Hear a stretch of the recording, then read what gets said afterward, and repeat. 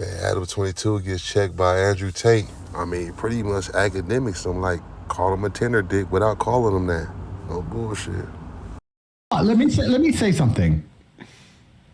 I find this very uncomfortable to talk about. There's not many things I find uncomfortable, but I just find this uncomfortable to talk about. And the reason is not because, I mean, I'm an adult. I know what sex is, of course. I've lived a very varied life. I just feel like... Icky. I don't know. We have so many people watching us, and we're just talking about dick and vagina. Don't you think this is below us? I don't know. We're all pretty intelligent people. We talk about the Matrix and how they're trying to dumb us all down and trying to control all of our minds. And this base instinct talk, I find it very uncomfortable. I'm not comfortable being on this stream. If I was sitting with a woman next to me, the last thing I would talk about is our personal life. I just don't think it's the smart thing to do. And I don't think that it is, I don't have any interest in the personal sex life of any married couple, and I don't want to hear about it, and I don't want to talk about it. And I just find it very uncomfortable. I'm extremely uncomfortable in this situation. That's the truth. And I'm not saying that from a position of weakness. I'm saying it from a position of strength. I don't like talking about these things. I don't like talking about women getting fucked. I don't like talking about what I do with women. I don't like talking about any of it. I think that what I do in the bedroom with a woman who I care about should be to a degree sacred. And I think it should be completely private. Absolutely. And I don't want to hear about anyone else. I want to make something clear to the I don't watch. I've never bought an OnlyFans. I've never paid for.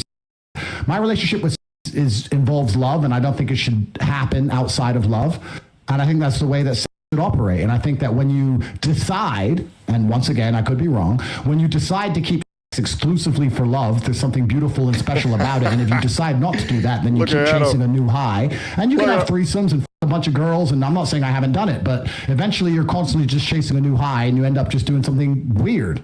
Whereas if you just say, I only sex with girls I love, then it's always special and it's always pretty sacred, and you get to just enjoy it that way. And beautiful children are birthed, and life goes on.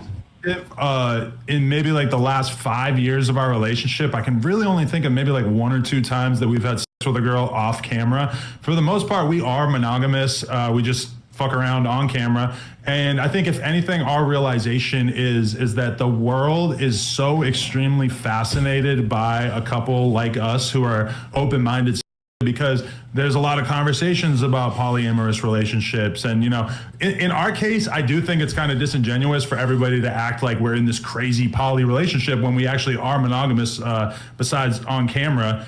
But I mean, for us, it's really like a thing. You know, she shot this scene with this dude. As much as she may have enjoyed it or not enjoyed it, it was a money decision. It was like, oh, this is going to be a big move for my career and for our family. We're going to be able to retire off of this money. So that was the reason for it. Not we live like, in a clown world. And I have another dick in my mouth. I understand, and I'm not a saint. I'm not saying you're trying to say I'm a saint. I'm not trying to talk from a position of authority, but I have perhaps, maybe it's my fight career, which Cerrone doesn't respect, or maybe it's something else, but I think that you can achieve a lot of happiness in life through actually reducing your exposure to certain things. I'll give you an example. I'm not particularly a foodie, but I will only eat once a day. Sometimes I don't eat for 2 or 3 days at a time, and that's the reason I love a steak. So right now I have unlimited sexual options because I am the top G and I'm the most famous man on the planet, and thousands of women a week are constantly trying to throw themselves at me. And the reason I reject them all is because I don't think I would enjoy sex as a whole if I slept with all these women. The reason I enjoy sex is because I say no to everybody and say no to everything.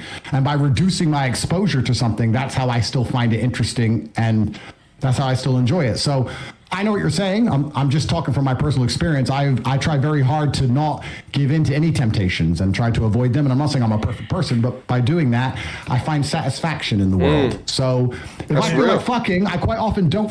And I just want to say that before you guys leave, I agree. I just want to say that I wish you absolutely the best. I wish the best for everybody on the planet, and I have nothing against you. And I'm glad that you are happy with your decision. I hope it works out fantastically for you, and I hope you stay together forever and you raise your children, because that's a beautiful thing, and that's what the world needs more of. So I wish you the absolute best. I think a lot of people expected us to argue, and I don't feel that way about you or your decisions, and you seem like very nice people. Pretty much gave him a game on how to be a top-notch player, how to be a star player.